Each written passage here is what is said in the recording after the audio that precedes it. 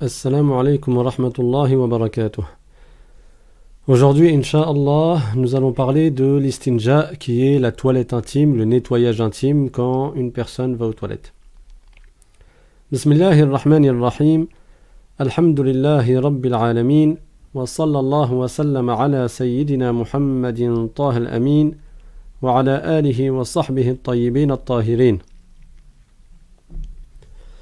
اللهم لا سهل إلا ما جعلته سهلا وأنت يا حي يا قيوم تجعل الحزن إذا شئت سهلا اللهم علمنا ما جهلنا وذكرنا ما نسينا وانفعنا بما علمتنا وزدنا علما. La louange est à Allah, le Seigneur des mondes, et que l'honneur et l'élévation en degrés soient accordés à notre maître Muhammad sallallahu alayhi wa sallam. Nous demandons à Allah qu'il nous fasse apprendre ce que nous ignorons, qu'il nous fasse nous rappeler de ce que nous avons oublié et qu'il nous augmente en connaissance. Et nous lui demandons de nous préserver de l'état des gens de l'enfer et nous demandons à Allah qu'il fasse que notre intention soit sincère. Lillahi ta'ala. Alors ce chapitre, il est très important, le chapitre de l'istinja, parce que il a des conséquences sur la validité de la prière. Et tous les chapitres que nous voyons actuellement, en ce cours du jeudi, ils sont rapportés à la prière, ils ont un lien avec la prière. L'istinja, c'est quoi? C'est le fait de se nettoyer après avoir uriné ou après avoir déféqué. Il faut savoir que certains sujets qui sont intimes, certes, ils doivent être compris pour que les actes d'adoration soient valables. Et c'est notamment le cas dans le chapitre de la purification. Dans le grand chapitre de la purification, il y a des sujets qui ont un rapport avec des choses qui sont intimes. Mais il est important de les apprendre afin que notre prière soit valable. Et il n'y a pas de honte ni de timidité à avoir concernant l'apprentissage de ces sujets. Que la personne ne se dise pas « Non, mais c'est chouma de parler de ça » ou « aïb » ou je ne sais quoi d'autre. Non. Ce sont des sujets que les savants ont évoqués et que le prophète sallallahu alayhi wa sallam a enseignés. Si le prophète sallallahu alayhi wa sallam les a enseignés, ça n'est pas pour rien. C'est parce que c'est très important de les connaître pour que nos adorations, elles soient valables.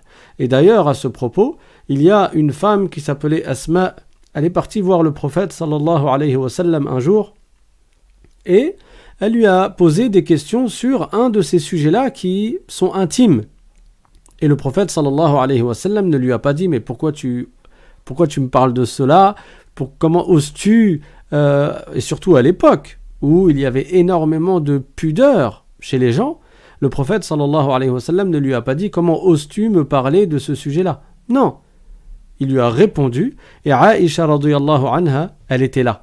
Et quand elle a entendu la conversation entre le prophète sallallahu alayhi wa sallam et entre cette femme, dans le hadith rapporté par Muslim, Aïcha radiyallahu anha, elle a dit Ni'man nisa'u nisa'ul ansar lam yamna'ahunna al-haya'u an yatafaqqahna fi ad-din. C'est-à-dire, les femmes des Ansar font partie des meilleures des femmes, car la pudeur ne les a pas empêchées d'apprendre leur religion.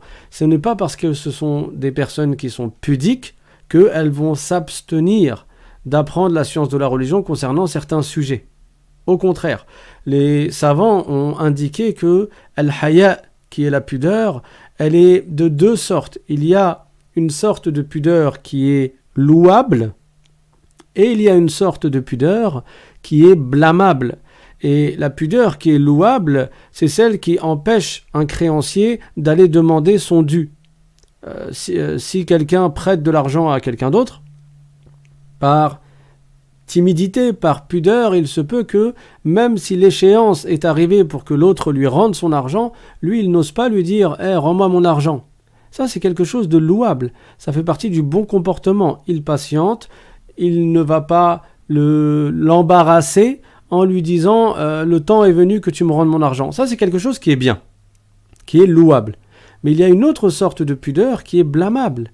Et c'est laquelle? C'est celle qui t'empêche d'apprendre la science de la religion. C'est cette pseudo-timidité, cette soi-disant timidité qui fait que tu n'oses pas aller demander dans des sujets qui sont de ton intérêt, dans des sujets qui te sont utiles pour ton au-delà. Et en l'occurrence, le chapitre d'aujourd'hui concerne un de ces sujets-là. Donc l'istinja. Il est un devoir de faire l'istinja, le nettoyage intime de toute substance humide sortant des orifices inférieurs autres que le mani. Le nettoyage intime, on peut dire aussi la toilette intime. Donc l'istinja, c'est un devoir de le faire. À partir de quand ? À partir du moment où la personne a émis une substance humide, donc on ne parle pas d'un gaz par exemple. Il n'y a pas d'istinja à faire lorsqu'une personne a émis des gaz. Non, c'est uniquement lorsque la personne a émis une substance qui est humide de l'un de ces deux orifices inférieurs. Donc l'orifice inférieur antérieur, qui est le sexe, ou postérieur, qui est l'anus. Autre que le mani. Le mani, c'est quoi ? C'est le sperme, ou bien son équivalent féminin.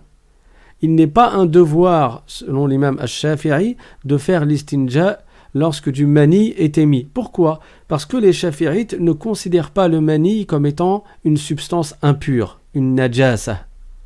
On fait l'istinja lorsqu'une impureté sort de nous par l'un des orifices inférieurs.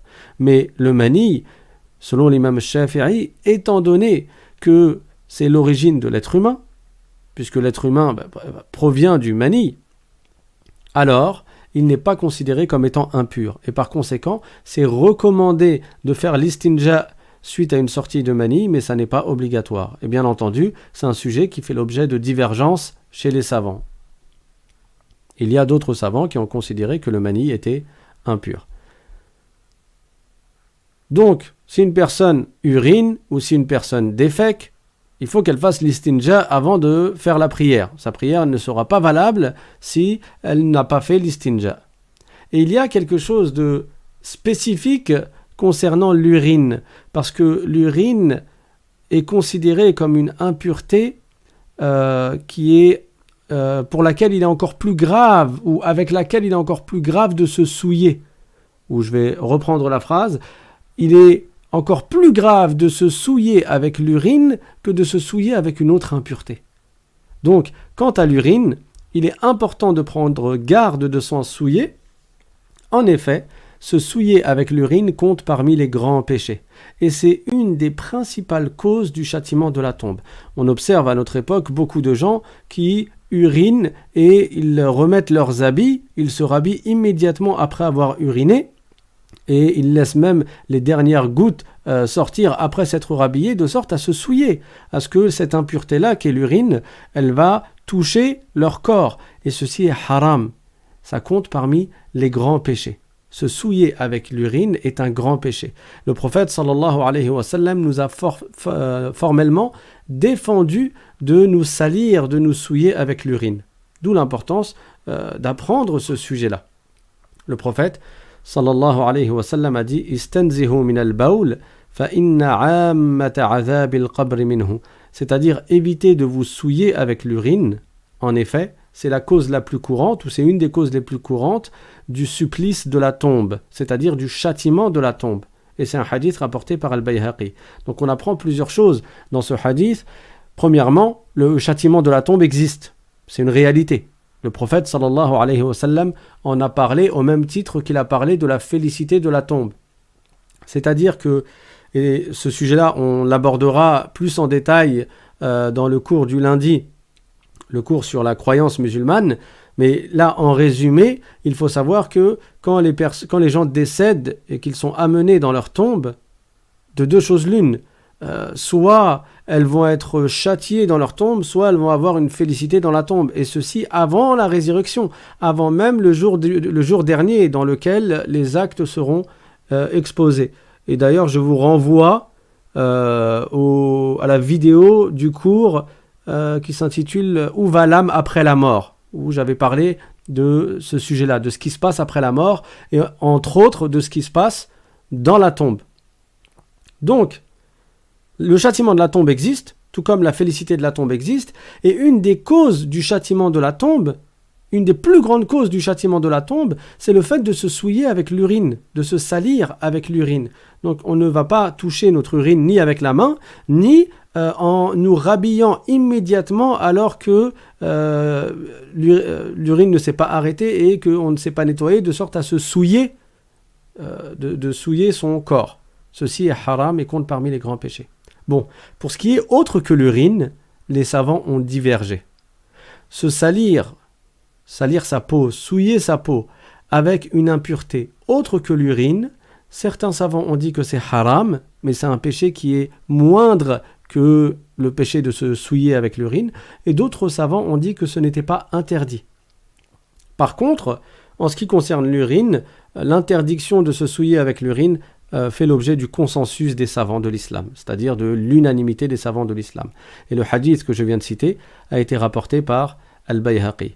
Donc, quand on va aux toilettes, il est très important de faire l'istinja, et particulièrement lorsque la personne urine, et d'ailleurs qu'elle urine aux toilettes ou pas, parce que souvent les gens, ils ne font pas l'istinja lorsqu'ils urinent dehors. Ils ne sont pas dans des toilettes, ils n'ont pas pris de papier avec eux, alors ils se mettent à uriner dehors et ils s'habillent immédiatement, en se salissant, en se souillant avec leur urine.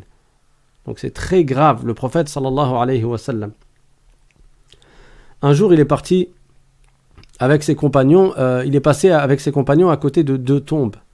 Et il a dit « Innahuma la yu'adzaban, wa ma yu'adzabani fi kabiri ithmin, bala.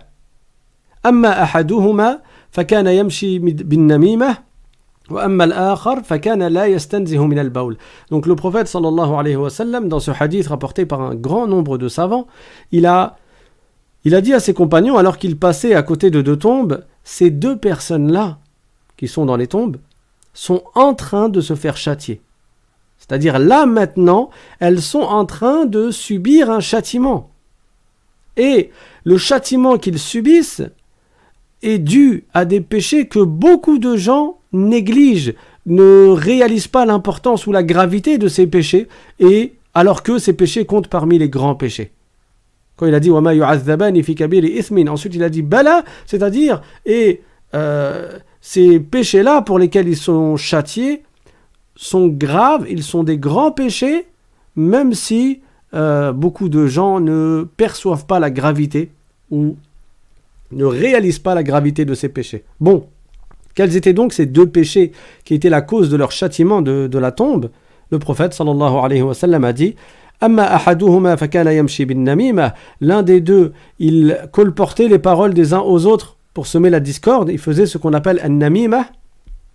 Quand quelqu'un va voir une personne en lui disant « Tu sais ce que l'autre a dit sur toi ?» Et il lui sort des paroles qui vont le blesser.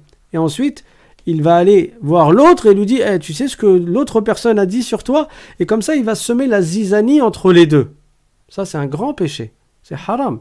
Le faire « iqa'ul fitnati bayna al-mu'minayn » le fait de provoquer une discorde et une dissension de la sorte est interdit et compte parmi les grands péchés. Et l'autre, qu'est-ce qu'il faisait?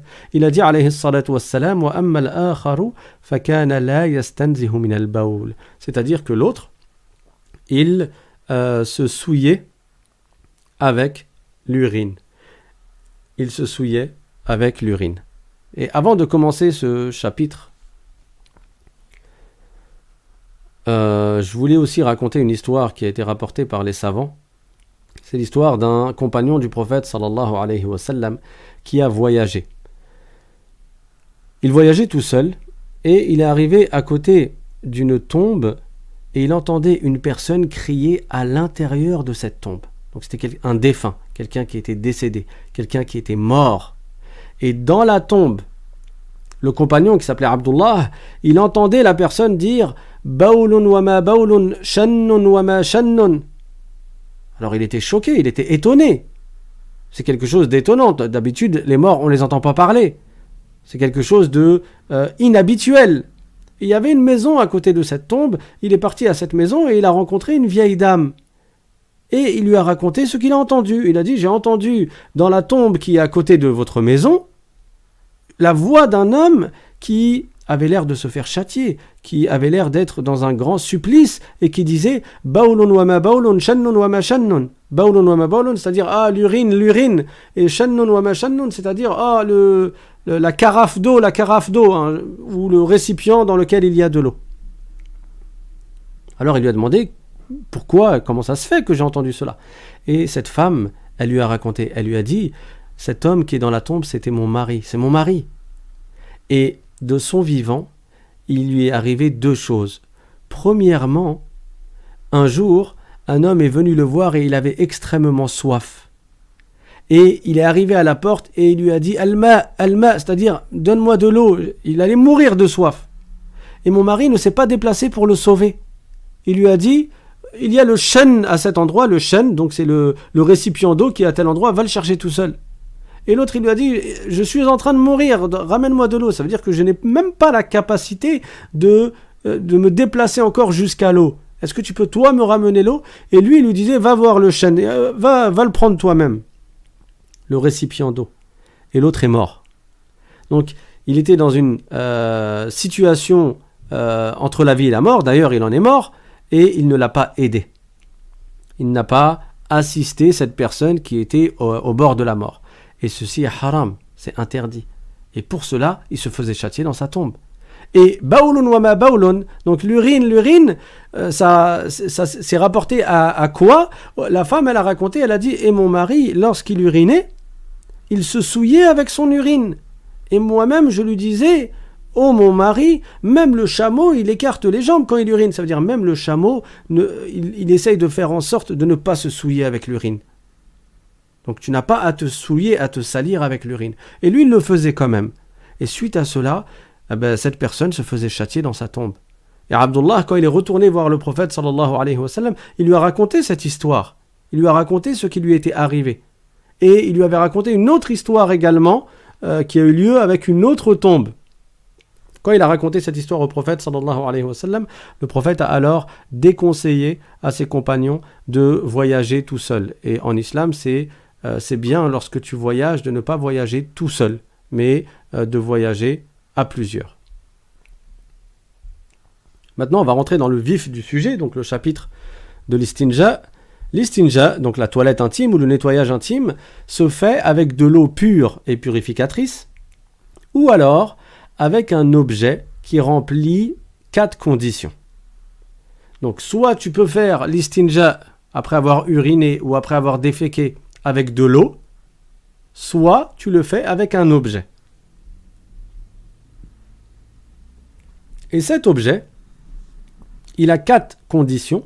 Premièrement, il doit être capable d'ôter la substance humide. Deuxièmement, il doit être pur. Troisièmement, il doit être sec. Et quatrièmement, il doit être non respectable. Comme un mouchoir, papier toilette, ou bien des pierres. Comme un mouchoir en papier par exemple, ou comme des pierres.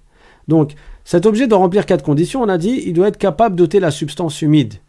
Donc, un objet qui n'est pas capable d'enlever la substance humide, tu ne peux pas faire l'istinja avec. Par exemple, une bouteille en verre ou un morceau de verre, VE2RE, ne ferait qu'étaler l'impureté, la najasa, qui est humide déjà. Tu ne peux pas, avec un morceau de verre, enlever l'impureté, mais tu vas plutôt l'étaler. Donc il n'est pas valable de le faire avec un tel objet qui n'est pas capable d'ôter la substance humide. Autre exemple, du sable. Le sable n'est pas consistant, c'est pas un bloc, un morceau qui va être capable de retirer quelque chose. Non, c'est plein de petits grains de sable. En aucun cas, des grains de sable ne vont te permettre de retirer la substance humide, que ce soit après avoir uriné ou après avoir déféqué. Donc, le sable ne remplit pas cette condition. Il n'est pas valable de faire l'istinja avec le sable, ni avec du verre. Deuxième condition, cet objet doit être pur. Donc, tu ne peux pas faire l'istinja avec une impureté, comme par exemple un excrément de cheval ou une bouse de vache, même si elle est asséchée et qu'elle est capable d'ôter quelque chose, de retirer quelque chose, mais comme c'est une impureté en soi, tu ne peux pas faire l'istinja avec. Tu ne peux pas faire ta toilette intime, ton nettoyage intime avec. Ni même avec un un chiffon impur, un chiffon sur lequel il y avait déjà de l'urine. Tu ne peux pas faire l'istinja avec. Troisième condition, l'objet en question doit être sec. Ça veut dire quoi, sec? Il ne doit pas être humide. Tu ne peux pas prendre du papier toilette, mettre de l'eau dessus, le mouiller, et ensuite aller nettoyer la substance impure, la najasa. Pourquoi? Parce que là encore, quand c'est humide, ça va étaler. Donc il faut absolument que l'objet soit sec. Tu ne fais pas ta toilette intime, ton istinja, avec des lingettes mouillées ou avec un chiffon mouillé. Non, ça doit être un objet qui est sec. Et quatrièmement, l'objet en question doit être non respectable. Donc ce n'est pas valable de faire l'istinja avec quelque chose de respectable, comme la nourriture des humains. Tu ne prends pas du pain, une baguette de pain, pour aller t'essuyer après avoir fait tes besoins. Ça n'est pas permis et ça n'est pas valable. Ça veut dire que l'istinja n'est pas valide. Et si l'istinja n'est pas valable, la prière ne sera pas valable. Donc ça a de lourdes conséquences. Alors, je reprends. Comment fait-on l'istinja? Soit avec de l'eau pure et purificatrice, soit avec un objet qui a 4 conditions. Donc la première, il doit être capable d'ôter la substance humide. Deuxièmement, il doit être pur. Troisièmement, il doit être sec. Et quatrièmement, il doit être non respectable. Alors, il y a quoi comme exemple? Comme j'ai dit tout à l'heure, tu peux utiliser un mouchoir en papier, tu peux utiliser du papier toilette, du sopalin, tu peux utiliser des pierres. Des pierres qui ne sont pas humides, bien sûr, qui ne sont pas mouillées. Voilà, tout simplement. Maintenant, comment on fait l'istinja avec de l'eau? Et comment on fait l'istinja avec l'objet qui remplit les 4 conditions, avec le papier toilette ou les pierres? C'est ce que nous allons voir tout de suite, Inch'Allah. L'istinja avec de l'eau. Donc, celui qui fait l'istinja, quand je dis istinja, vous avez bien compris que ça veut dire la toilette intime, le nettoyage intime des parties du sexe et de l'anus, donc des orifices inférieurs. L'istinja avec de l'eau, donc celui qui fait l'istinja à la suite des selles, c'est-à-dire après avoir déféqué, comment il fait? Il verse de l'eau avec la main droite sur l'orifice de sortie de la najasa, sur le sexe ou bien sur l'anus. Il verse de l'eau donc avec la main droite sur l'orifice de sortie de la najasa. Et il frotte avec sa main gauche jusqu'à ce que la najasa disparaisse de l'orifice et jusqu'à ce que l'endroit soit purifié. Donc tu prends une bouteille d'eau ou une carafe d'eau ou les genres de... ça ressemble à une théière mais c'est en plastique. Ça se vend dans les marchés. Au bled, il y en a beaucoup dans les toilettes. Ou bien ceux qui ont un tuyau avec un jet d'eau qu'ils ont accroché à leur toilette. Tu peux utiliser tout ça ou bien une bouteille d'eau, il n'y a pas de problème. Tu remplis ta bouteille. Avec la main droite, tu vas verser et en même temps, avec la main gauche, tu vas frotter. Ça, c'est pour celui qui a déféqué, pour bien retirer et supprimer toute la najasa et ensuite, et pour purifier l'endroit. Pour ce qui est de celui qui urine, il n'y a pas besoin de frotter, parce que l'impureté, elle va partir juste avec le versement de l'eau. Tu verses de l'eau avec ta main, et c'est suffisant lorsque la personne a uriné. Voilà en ce qui concerne l'utilisation de l'eau. Et tu fais cela jusqu'à purifier l'endroit. Et là, tu auras fait l'istinja. Maintenant, pour ce qui est du papier toilette, alors d'abord je vais faire un point là-dessus.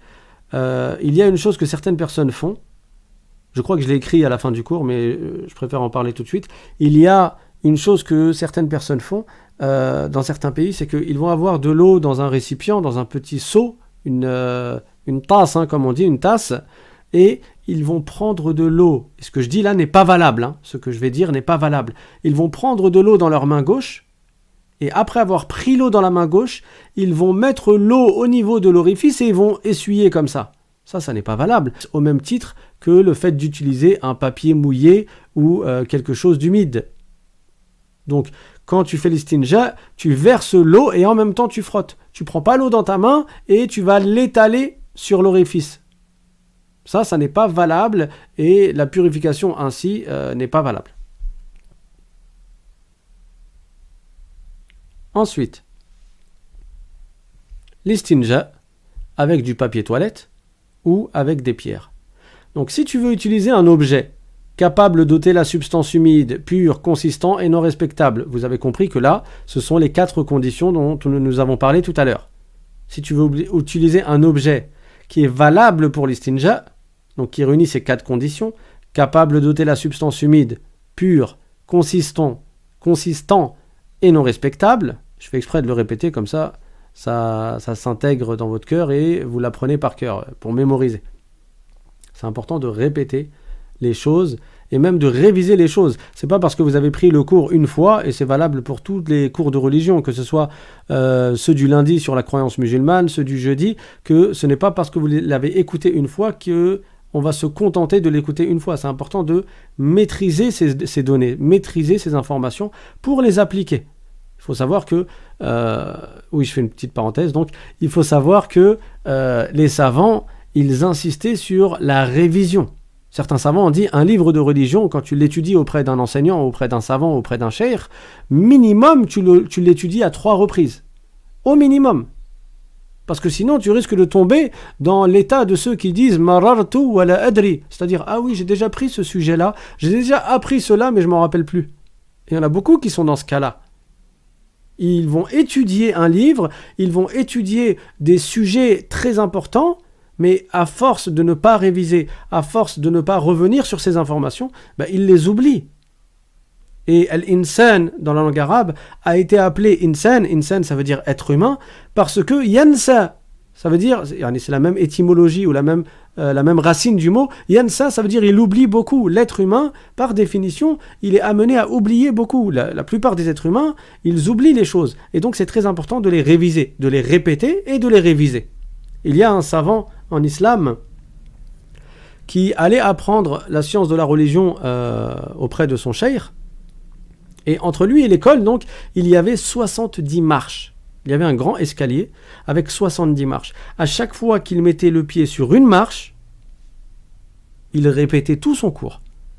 Tout ce qu'il avait entendu, il le répétait. Ensuite, il passait à la 2e marche, il répétait le cours. Il passait à la 3e marche, il répétait le cours. Évidemment, quand il arrive à la 70e marche, il maîtrise les informations et il ne risque pas d'oublier rapidement. Et c'est ainsi qu'il est devenu un grand savant. Donc, je ferme la parenthèse. Quand tu utilises un objet qui est capable d'ôter la substance humide, pur, consistant, ou consistant, je vais mettre plutôt sec, et non respectable, donc il doit essuyer 3 fois.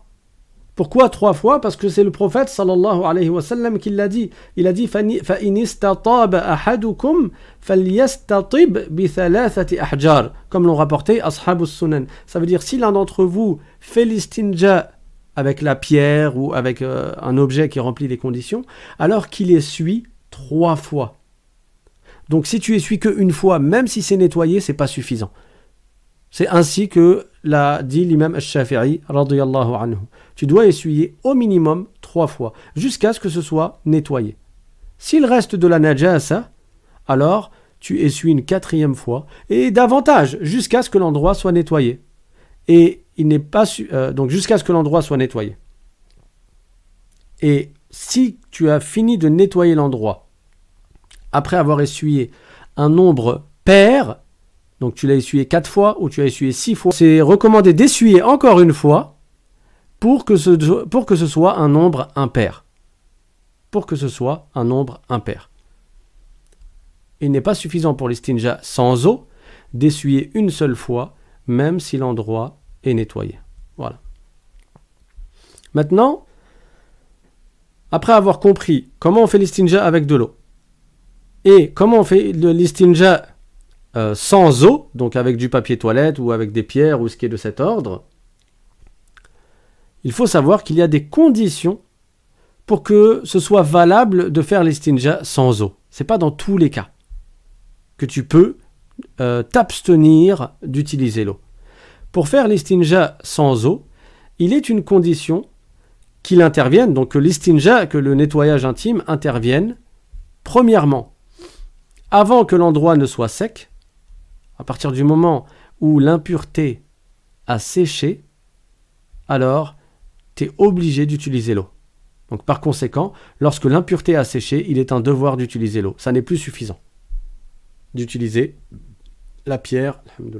Ça n'est plus suffisant d'utiliser la pierre. Ça n'est plus suffisant d'utiliser du papier toilette, mais il est indispensable pour la validité de l'istinja, de la toilette intime, d'utiliser l'eau.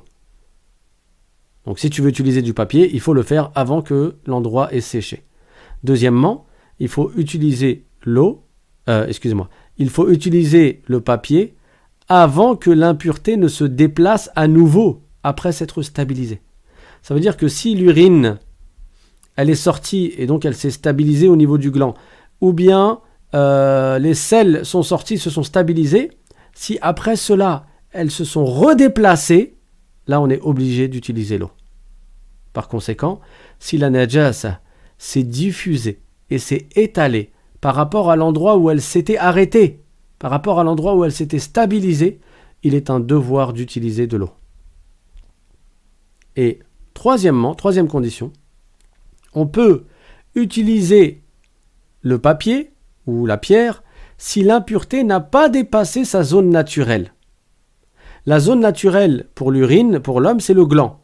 Donc si la personne a uriné et l'urine a coulé jusqu'à dépasser le gland, donc elle a dépassé sa zone naturelle, il est indispensable d'utiliser l'eau. Et en ce qui concerne les selles, la zone naturelle, c'est la partie des fesses qui se referme quand on se lève. Si les selles dépassent cette partie-là, si la personne après avoir déféqué, elle se rend compte que ça a dépassé cette partie-là, alors l'usage du papier n'est plus suffisant, il est indispensable d'utiliser de l'eau.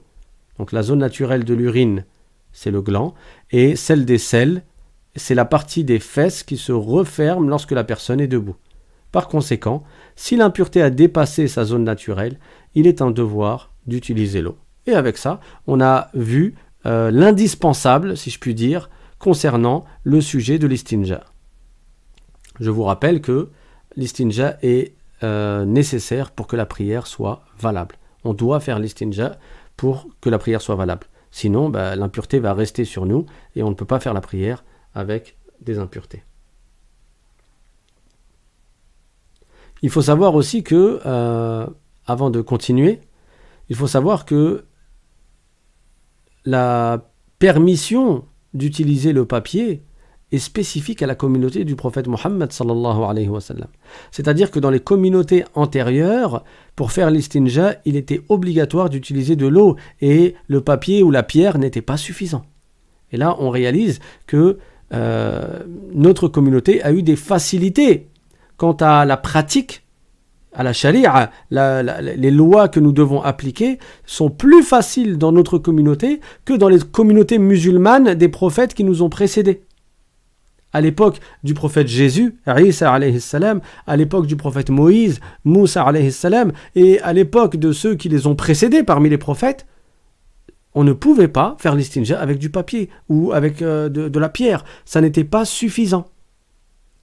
C'était indispensable d'utiliser l'eau. Et il y a d'autres lois comme ça qui sont plus faciles dans la charte qui a été révélée au prophète Mohammed sallallahu alayhi wa sallam. Ça rejoint un peu ce que j'avais dit dans le cours sur la croyance le lundi.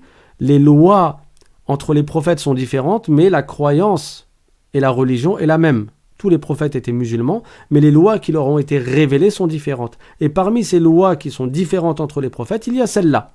La permission, l'autorisation d'utiliser de la pierre ou du papier, un objet, pour faire l'istinja. Et il y en a d'autres également. Par exemple, à l'époque des prophètes précédents, à l'époque du prophète Jésus et du prophète Moïse, alayhi salam, à l'époque des prophètes qui ont été envoyés au peuple de Banu Israël, les enfants d'Israël, Israël qui n'est autre que le prophète Yaqub, Jacob alayhi salam, il avait deux noms, on l'appelait Yaqub, Jacob, et on l'appelait également Israël. Et ses enfants, ce sont Banu Israël, donc sa descendance, c'est 12 enfants, 12 garçons, qui ont eux eu des descendants, on les appelle Banu Israël, les 12 tribus de Banu Israël, des fils d'Israël. Eux, ils ont eu beaucoup de prophètes qui ont été envoyés à eux. Et bien sûr, ils étaient tous musulmans, ces prophètes-là. Mais parmi les lois qui leur ont été révélées, il y avait, entre autres, que si de l'urine a touché son vêtement, il n'est pas suffisant de passer de l'eau sur le vêtement pour le purifier. Ils étaient obligés de couper la partie du vêtement qui a été touchée par l'urine. C'était une impureté indélébile. Elle ne pouvait pas être nettoyée, elle ne pouvait pas être purifiée. S'ils avaient un vêtement et l'urine est passée dessus, ça y est, c'est fini, ils sont obligés de couper. Avec des ciseaux, ils sont obligés de couper. Et ça, c'est le prophète, sallallahu alayhi wa sallam, qui l'a dit. Il a dit « Istanzihu min al-bawl, fa inna bani Israël kanu idha asabahum al-bawl yaqta'unahu bil-miqrad » C'est-à-dire, ne vous souillez pas avec l'urine, et sachez que les peuples de Banu Israël, quand leurs vêtements, ou quand ils étaient touchés par de l'urine, ils étaient obligés de couper la partie du vêtement qui avait été souillée par l'urine. Ce qui est sous-entendu par ce hadith, c'est que vous avez été facilité. Alors ne négligez pas et ne tombez pas dans le haram en vous souillant avec l'urine.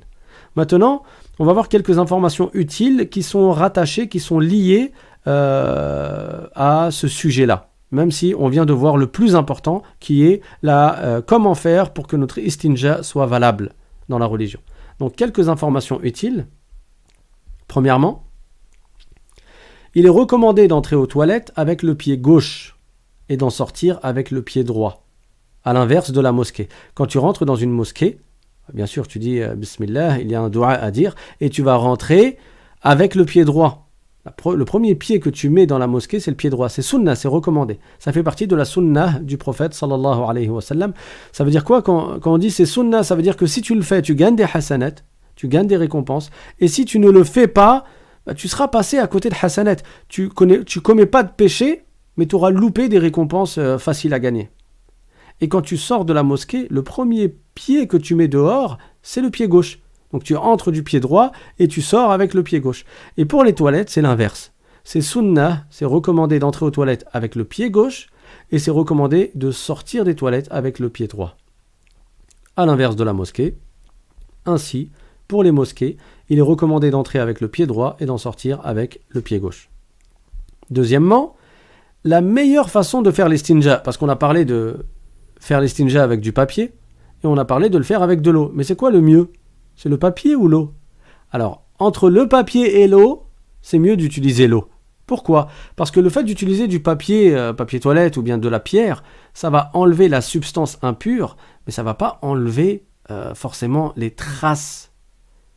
Il y a des traces qui peuvent rester et qui ne peuvent être enlevées qu'avec de l'eau ou avec ce qu'on appelle sirarul khazaf, c'est-à-dire comme des petites pierres en terre cuite qui pourraient à la limite retirer vraiment la totalité des traces.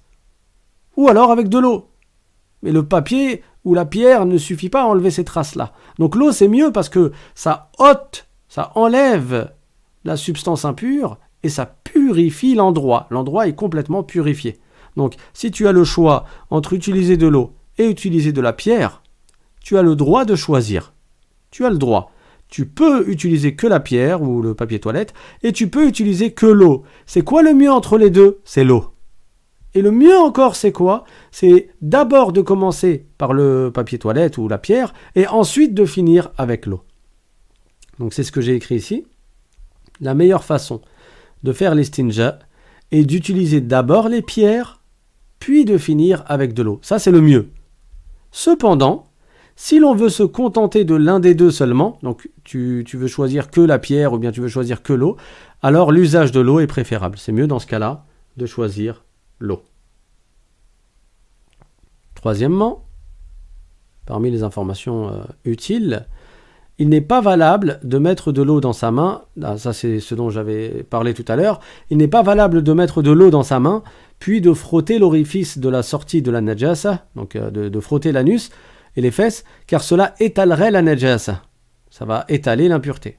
Celui qui veut faire l'istinja à la suite de la sortie des selles, donc après avoir déféqué, c'est comme on a dit tout à l'heure, il verse l'eau de la main droite. En même temps, il frotte l'orifice avec sa main gauche jusqu'à ce que la najasa disparaisse et que l'endroit soit purifié. Quatrièmement, il est recommandé de faire l'istibra. dans un certain cas, et il est obligatoire de faire l'istibra dans un autre cas. C'est ce que nous allons voir tout de suite. Il est recommandé de faire l'istibra. Donc déjà, c'est quoi l'istibra? Ça consiste à faire sortir le reste de l'urine après son interruption. Quand quelqu'un urine, c'est possible que la majeure partie de l'urine soit sortie et que l'urine, elle s'est arrêtée. Ça y est, ça ne sort plus. Mais il est possible qu'après, il y ait encore quelques gouttes qui sortent. Donc c'est quoi l'istibra? C'est le fait de faire en sorte de faire sortir le reste de l'urine après son interruption. Si la personne ne craint pas, en délaissant l'istibra, que le restant de l'urine sorte par la suite, donc elle n'a pas peur de se souiller avec l'urine, dans ce cas, ça n'est pas obligatoire de faire l'istibra. C'est juste comme une insistance de nettoyage. Ça n'est pas obligé de le faire, puisqu'il n'a pas peur que des gouttes vont sortir après et vont souiller son corps. Dans ce cas-là, c'est recommandé de le faire quand même. C'est sunnah de faire l'istibra si tu n'as pas peur de te souiller avec des gouttes qui sortiraient par la suite. En revanche, si on craint, en délaissant l'istibra, que le corps soit souillé par l'urine, alors il est un devoir de le faire, de faire l'istibra.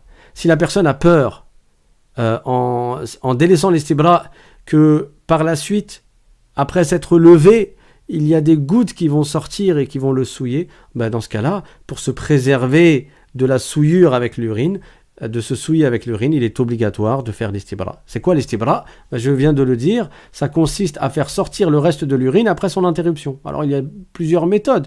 Il y en a qui vont avoir une facilité à faire sortir le reste de l'urine en se levant et en se rasseyant. S'il se lève, c'est là où, dans le conduit, l'urine va descendre. La fin de l'urine, les quelques gouttes qui restent, vont se mettre à descendre. Donc il va se lever et il va se rasseoir. Ou bien il va faire ce qu'on appelle le tanahnuh. Tanahnuh, c'est le fait de faire le fait de, comme racler sa gorge en faisant un peu des en faisant cela, ça peut aider également à faire sortir le reste de l'urine. Ou alors également en utilisant avec son pouce et son index de la main gauche, en faisant passer donc ses deux doigts sans forcer sur le conduit, sur la verge, pour donc du fond de la verge, du bout de la verge, plutôt du fond de la verge jusqu'au bout de la verge, jusqu'au point de sortie, pour faire sortir les gouttes restantes, s'il y a des gouttes restantes. Et on ne force pas, on n'appuie pas fort en faisant cela, parce que ça peut provoquer une incontinence si la personne vraiment elle appuie de façon exagérée. Donc voilà, en ce qui concerne l'istibra. Dans un cas, c'est recommandé, c'est quand tu n'as pas peur de te souiller avec un reste d'urine qui pourrait sortir, et dans un autre cas, c'est obligatoire, c'est dans le cas où tu as peur, tu crains qu'il y ait des gouttes qui vont sortir après et qui vont te souiller. Alors je crois qu'on était au 5e. En tout cas, le point suivant. Il est déconseillé d'uriner ou de déféquer sous un arbre fruitier, même en dehors de la saison des fruits, pour que les fruits, en tombant, ne deviennent pas entachés par la najasa et qu'ils ne répugnent pas les gens. Donc, un arbre qui t'appartient ou un arbre qui n'appartient à personne, c'est déconseillé d'uriner ou de déféquer en dessous. Un arbre fruitier, je parle. Pourquoi? Parce que même si ça n'est pas pendant la saison des fruits, quand les fruits vont arriver, ils vont tomber, et ils peuvent tomber sur l'endroit où il y avait ton impureté, et la personne qui va venir pour se servir du fruit, elle pourrait être écœurée. Voilà pourquoi c'est déconseillé d'uriner ou de déféquer sous un arbre fruitier. C'est pas bien. Quand on dit déconseillé, c'est le contraire de recommander. C'est le contraire de sunnah. Ça veut dire quoi? Ça veut dire que le fait de délaisser cela par recherche de l'agrément de Dieu, tu délaisses cela lillahi ta'ala, tu délaisses cela parce que c'est bien de délaisser cela en islam, ça te fait gagner des hasanat. Mais le fait de le faire, de faire un acte déconseillé, tu ne te charges pas d'un péché pour cela. Donc ce n'est pas haram de le faire, mais c'est mieux de le délaisser et tu gagnes des hasanat à le délaisser si tu as mis une bonne intention en le délaissant. Donc l'intention d'obéir à Dieu, d'obéir au prophète sallallahu alayhi wa sallam, d'appliquer l'islam, etc. Mais si l'arbre appartient à quelqu'un d'autre, donc c'est la propriété d'une personne, alors dans ce cas-là, ça devient haram, sauf avec l'autorisation de son propriétaire. C'est interdit d'uriner ou de déféquer en dessous d'un arbre fruitier qui appartiendrait à quelqu'un d'autre. Tu as besoin de son autorisation pour le faire. Parce que ça le nuit. Lui n'accepte pas cela. Le point suivant, il est déconseillé d'uriner sur le chemin que les gens prennent, donc sur la route, ou bien sous l'ombrage des gens. L'ombrage, donc quand il y a du soleil, les endroits où les gens viennent s'abriter parce qu'il y a de l'ombre. Pourquoi c'est déconseillé d'uriner dans ces endroits-là ? Les gens ils vont se fâcher. Quand ils viennent pour s'installer dans un endroit ombragé alors qu'il y a du soleil, et ils voient qu'à cet endroit il y a de l'urine. C'est quelque chose qui est écœurant. Et par conséquent, ça peut provoquer que les gens ils t'insultent ou te maudissent. C'est donc une cause de malédiction pour celui qui le fait. Le prophète sallallahu alayhi wa sallam a dit « Ittaqu al-la'anayn » Ittaqu al-la'anayn, c'est-à-dire préservez-vous des deux choses, préservez-vous des deux choses qui entraînent la malédiction, c'est-à-dire qui entraînent d'être maudits par les gens, Et les compagnons ont demandé quelles sont les deux choses qui entraînent la malédiction au messager d'Allah. Ils ont dit « Wa man la'anani ya Rasulallah » Alors le prophète sallallahu alayhi wa sallam a dit « Alladhi yatakhalla fi tariqin nas aw fi dhillihim » C'est-à-dire, c'est le fait de faire ses besoins sur le chemin des gens ou sous leur ombrage. Et c'est un hadith rapporté par Muslim. Donc le fait d'uriner ou de déféquer dans l'endroit que les gens recherchent pour être protégés contre le soleil et sa chaleur, en été, on n'urine pas et on ne défèque pas dedans. Et les endroits ensoleillés en hiver ont le même jugement en cela que les endroits ombragés en été. En été, tu recherches les endroits où il y a de l'ombre, et en hiver, tu recherches les endroits où il y a du soleil. Donc, les endroits qui sont recherchés parce qu'ils sont ensoleillés en hiver, tu ne vas pas uriner à cet endroit-là ou déféquer à cet endroit-là, de crainte que les gens vont te maudire, parce qu'ils ne seront pas contents de trouver cela. Et également, sur le chemin des gens, c'est pareil. Tu ne vas pas uriner ou déféquer là où les gens passent, parce que ça va les déranger. On apprend en islam, en fait, à être bon avec les autres et à aimer pour eux ce qu'on aime pour nous-mêmes. Le prophète sallallahu alayhi wa sallam a dit dans un hadith La yu'minu ahadukum hatta yuhibba linnasi ma yuhibbu li nafsihi. C'est-à-dire, l'un d'entre vous n'atteindra pas un degré de foi complète tant qu'il n'aime pas pour son frère, tant qu'il n'aimera pas pour son frère, ou tant qu'il n'aimera pas pour les autres, pour les gens, ce qu'il aime pour lui-même. Ce que tu aimes pour toi, tu l'aimes pour les autres. Ce que tu souhaites pour toi, tu le souhaites pour les autres. Comment aimes-tu que les gens agissent envers toi ? C'est de cette façon-là que tu te dois d'agir envers les autres. Et ça, c'est un exemple, ce qu'on vient de citer. Il y a beaucoup d'exemples dans la vie quotidienne dans lesquels ce hadith prophétique, cette tradition prophétique, cette parole du prophète sallallahu alayhi wa sallam peut être appliquée. Et c'est ça l'islam. L'islam apprend à être juste, à être équitable, à avoir un bon comportement, à être bon envers les autres, à faire preuve d'altruisme, de compassion, à aider, etc., etc. Le point suivant, on évite d'uriner également ou de déféquer dans les trous, c'est-à-dire les ouvertures circulaires qui descendent en profondeur dans la terre, qu'ils soient petits ou grands. Pourquoi ? Car ils peuvent être le gîte des bêtes ou la demeure des djinns. Donc quand tu vois un trou dans la terre, tu vois une fente, un trou qui est plus ou moins profond dans la terre, il ne vaut mieux pas, c'est déconseillé d'uriner dedans ou de déféquer dedans. Pourquoi ? Ça se trouve, il y a des animaux dedans, et donc tu nuirais à des animaux, et peut-être même que c'est une demeure des djinns, Et dans ce cas-là, il y a le risque que eux, les djinns, ils te nuisent. Si tu leur urines dessus, ils pourraient te faire du mal. Donc tu évites les trous dans la terre. Également, il est déconseillé de parler lors de la sortie de l'urine et des selles. Quand une personne est en train d'uriner ou de déféquer, il est déconseillé pour elle de parler. Aussi, on ne fait pas entrer avec soi, dans les toilettes, ce sur quoi est écrit le nom de Dieu. Parce que le nom de Dieu, on l'honore, on le glorifie, on le respecte, et par conséquent, on ne l'emmène pas avec nous dans un endroit qui est l'endroit des impuretés, l'endroit des najasa, c'est-à-dire les toilettes. Donc quelqu'un qui a une bague sur laquelle est écrit le nom de Dieu, il est écrit sur sa bague Allah par exemple, il ne va pas entrer aux toilettes avec sa bague. Il enlève sa bague de sa main, il la laisse dehors et après il entre aux toilettes. Parmi les choses à savoir aussi, il est recommandé de dire avant d'entrer aux toilettes Bismillah, Allahumma inni a'udhu bika min al-khubuthi wal khaba'ith.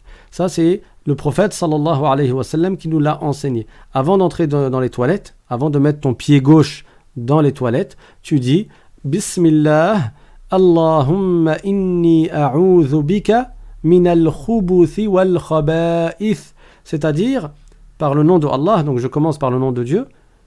Ô Allah, je recherche par toi la protection contre les shaytans, mâles et femelles. Donc contre les djinns shayatin, qu'ils soient mâles ou femelles.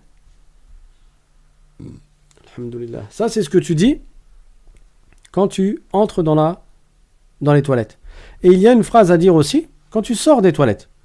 C'est-à-dire après être sorti des toilettes. Après avoir quitté les toilettes, bien sûr, en sortant par le pied droit, avec le pied droit, il est recommandé de dire Ghufranak, Alhamdulillahi alladhi adhaba anni al-adha wa afani.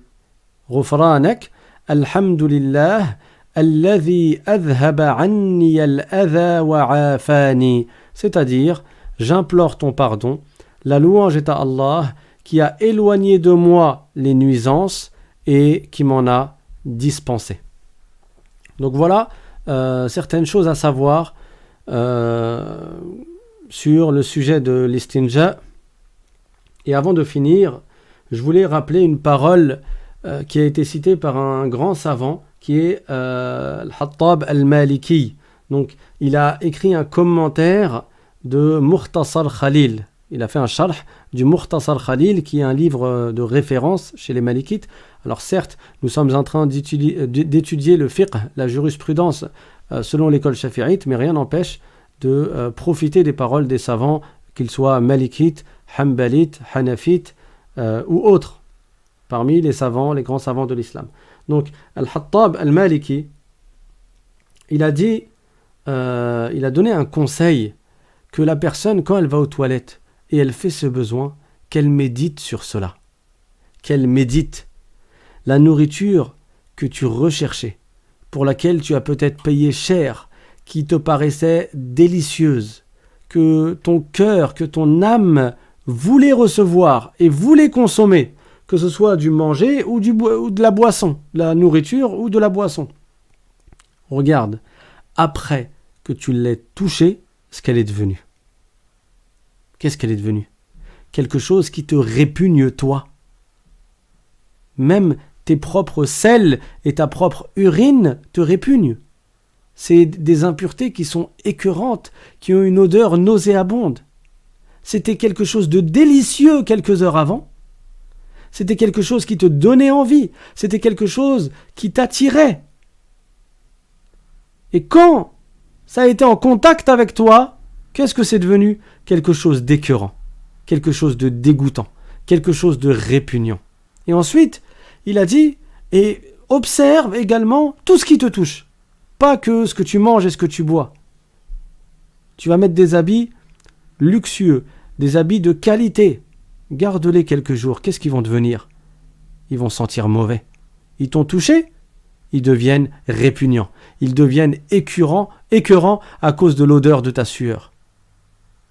Quoi d'autre encore? Le parfum? Mets du parfum sur toi, sans te laver. et reste avec pendant plusieurs jours. Ce parfum qui était une bonne odeur, qui était attirante, que peut-être tu as payé cher, il devient écœurant. Ceux qui utilisent des déodorants, souvent, le déodorant en quelques heures, avec le mélange avec la sueur, il a été en contact avec la personne, il devient écœurant. Cette odeur qui était bonne, à la fin tu ne la supportes plus. Tout ce qui entre en contact avec toi, tout ce que tu touches, au bout d'un certain temps, ça devient écœurant. Alors il y a deux choses, deux conclusions à tirer de cela. La première, c'est que tu dois penser à la mort et à ton état dans la tombe.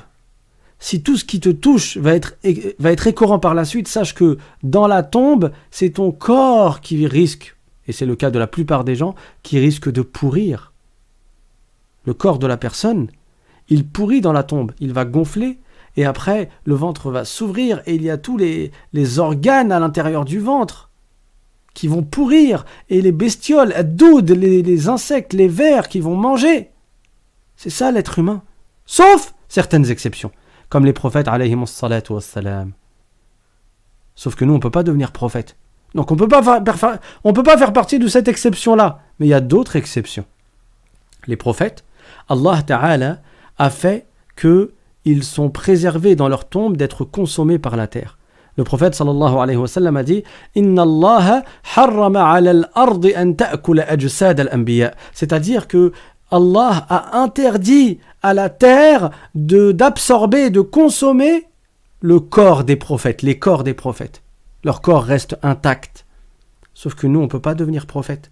Parce que c'est un statut que Dieu a réservé à certaines personnes qu'il a élues.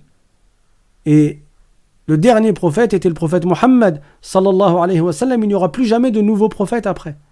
Alors quelles sont les autres exceptions dont le corps ne sera pas consommé par la terre et ne subira pas cette transformation-là et cette évolution-là? Les savants ont dit, il y a les martyrs, il y a les savants vertueux qui appliquent conformément à ce qu'ils ont appris, et il y a également al-mu'adhin, al-muhtasib, c'est-à-dire ceux qui font le adhan à la mosquée, les mu'adhin, et qui font cela uniquement par recherche de l'agrément de Dieu. Voilà certains exemples.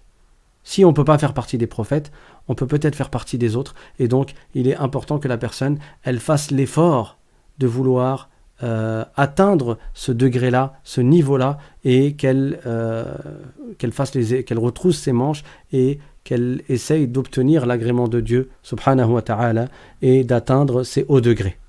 Ça, c'est la première conclusion à tirer de cette méditation et de cette observation. La deuxième conclusion, c'est que, au même titre que la nourriture, quand elle te touche, elle devient pourrie, après que tu l'as mangée. Et que le parfum, quand tu le mets sur toi, il devient nauséabond, après que tu l'aies gardé quelques heures ou quelques jours. Et que tes vêtements, après les avoir portés, même s'ils étaient classe, même s'ils étaient très bien, ils deviennent usés, ils deviennent souillés par la saleté, par la transpiration, la sueur, et ils deviennent écœurants et repoussants également. De la même manière, si tu es en contact, toi, avec d'autres êtres humains, tu peux risquer de devenir mauvais. Et ce qui est visé par cela, c'est la mauvaise compagnie. C'est-à-dire que tout comme beaucoup d'êtres humains, le contact avec eux provoque une transformation des choses qui ne va pas dans le bon sens, de la même manière, la compagnie d'une personne peut avoir des mauvaises conséquences sur toi. Et c'est pour cela qu'il est très important de choisir la bonne compagnie. Parce que si tu restes avec des personnes qui sont mauvaises, tu as de grands risques de devenir mauvais. Et le prophète sallallahu alayhi wa sallam, il l'a dit. Il a dit Al-mar'u ala dini khalilih falyanzur ahadukum man yukhalil. C'est-à-dire l'être humain ou la personne, elle adopte le comportement de celui qu'elle fréquente, alors faites attention à vos fréquentations. Tu te dois de choisir les bonnes fréquentations. Et c'est quoi une bonne fréquentation? C'est pas quelqu'un qui est riche parce qu'il est riche. Non, c'est pas ça une bonne fréquentation. Bon, il y a des gens qui sont riches et qui sont bien, mais c'est pas parce que quelqu'un est riche qu'alors c'est une bonne fréquentation. Parce que ça, c'est un mauvais curseur, et c'est le curseur que beaucoup de gens recherchent pour obtenir les mêmes choses, pour obtenir les richesses. Mais c'est celui qui a la piété, C'est celui qui est vertueux, c'est celui qui a un bon comportement. C'est ça la bonne compagnie. Si tu restes dans une parfumerie, dans un magasin de parfums, tu vas en sortir, tu vas sentir bon. Et si tu restes à côté des poubelles, c'est possible qu'à force tu vas sentir mauvais. Donc, rester auprès d'une personne qui a un bon comportement, cela va avoir un impact sur ton comportement à toi.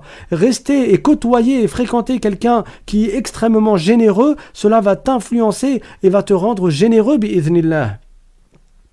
Rester avec quelqu'un qui fait beaucoup d'adoration va te faire te poser des questions et tu vas dire « Attends, mais lui, il fait plein d'adoration et moi, je ne fais rien. » Et ça va te motiver à faire plein d'adoration.